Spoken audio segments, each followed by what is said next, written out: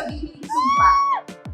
Yun lang muna. Ako naman po si Kate Silva, ang gaganap bilang Clamara, ang pinakabagong tagapangalaga ng Teriyaki ng Apoy, at ang aking ada o ang aking ina ay si Pirena. Sino mga sumusuporta dito kay Pirena? Ayan, marami tayo. At syempre, ang aking tumago ay si Azulan.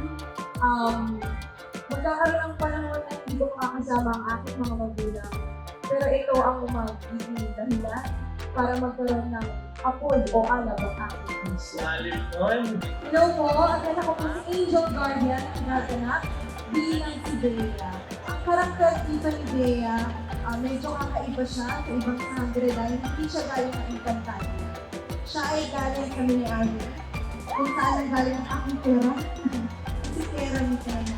So, kailangan nyo abangan kung paano o bakit pagkakatiwala kay Bea ang Teriyaki ng hangin.